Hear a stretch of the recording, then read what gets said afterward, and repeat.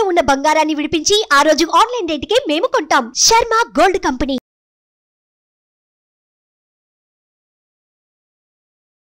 నమస్కారం, నేను మీ జాహ్నవి. మనతో ఉన్నారు ప్రముఖ జ్యోతిష్య వాస్తు పండితురాలు, ప్రముఖ ఆధ్యాత్మికవేత్త రాజరాజేశ్వరి రాజశ్యామల అమ్మవారి ఉపాసకురాలు సురంపుడి భానుకోటేశ్వరి అమ్మ.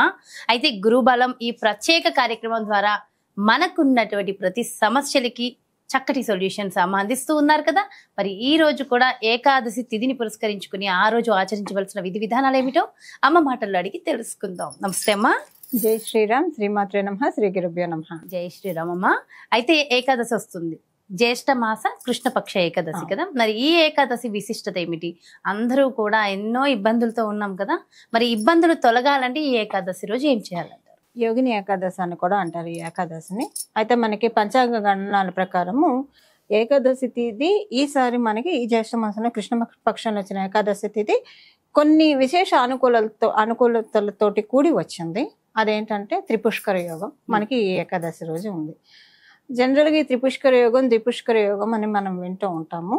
త్రిపుష్కర యోగం అంటే ఆ రోజు మనం ఏ పని చేసినా మళ్ళీ మనం చేయగలుగుతాం. సో ఆ రోజు మనం చేసే పనుల మీద ఒక చెక్ పెట్టుకోవాలి. ఆ రోజు అప్పు చేశారు అనుకోండి, మళ్ళీ అప్పు చేయాల్సి వస్తుంది.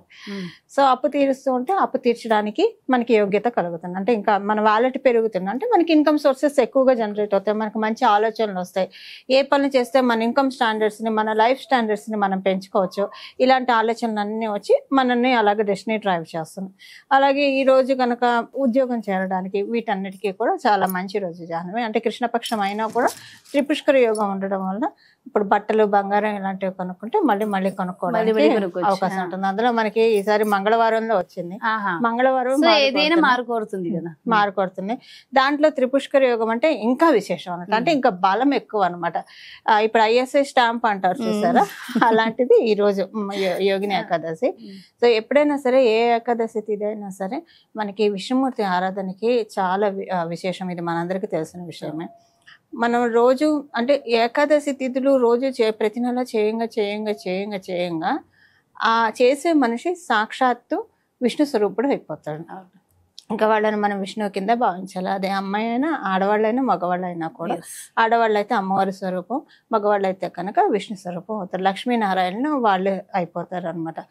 అయితే మనకి ఏకాదశి తిథి వీలుంటే కనుక ఒప్పుకుంటే ఉపవాసం ఉండడము, ఇవన్నీ చేయలేని వాళ్ళు ఒక చిన్న పరిహారం ప్రతి ఏకాదశికి చేసుకుంటే కనుక వెంకటేశ్వర స్వామికి విష్ణుమూర్తికి ప్రీతి కలిగించేది విష్ణువు అలంకార ప్రియుడు.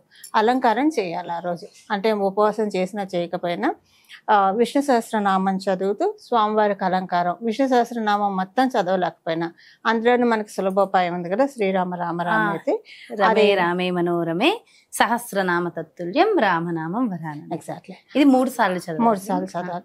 ఆ 3 సార్లు చదువుతూ ఆ విష్ణుమూర్తికి గంధంతో, మీరు నిన్న నాతో ఫోన్ లో మాట్లాడుతూ అన్నారు మా ఇంట్లో పాతకాలం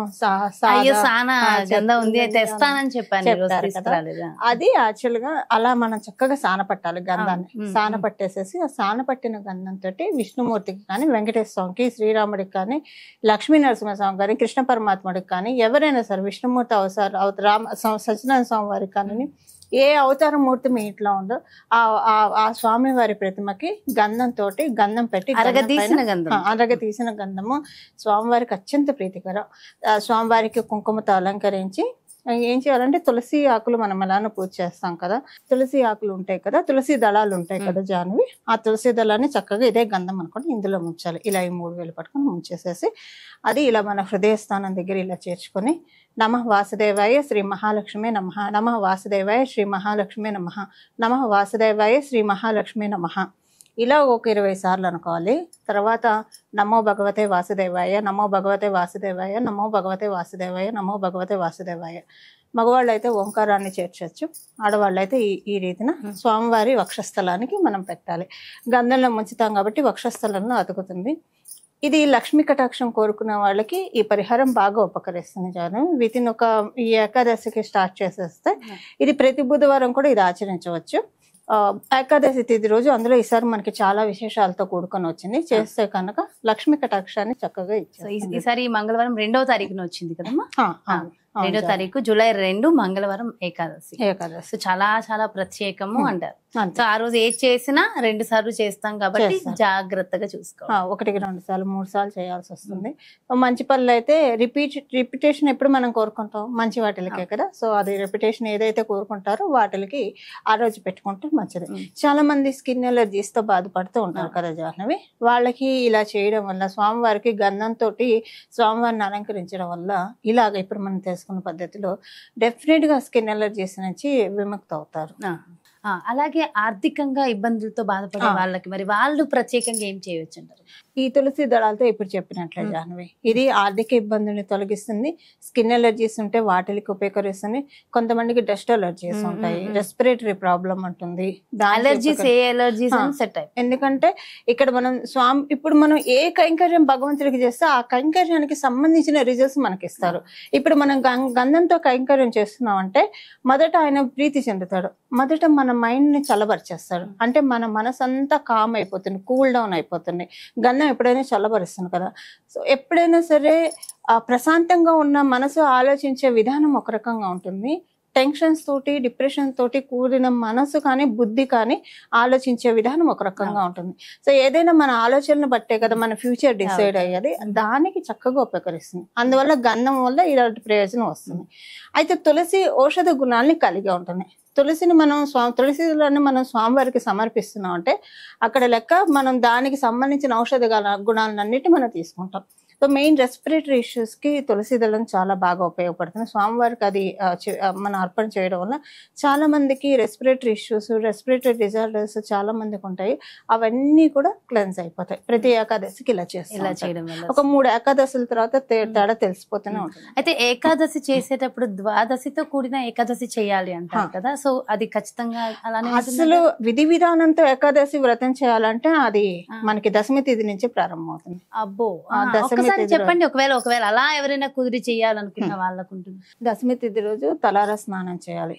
తలారా స్నానం చేసేసి ఆ రోజు స్వామివారికి ఉపవాసం ఉండాలి. ఉపవాసం ఉండి రాత్రిపూట అల్పాహారం తీసుకొని ఆ దశమి రోజు రాత్రంతా హరినామ స్మరణతో గడపాలి. మళ్ళీ జాగరణ హరినామ స్మరణతో జాగరణ చేయాలి.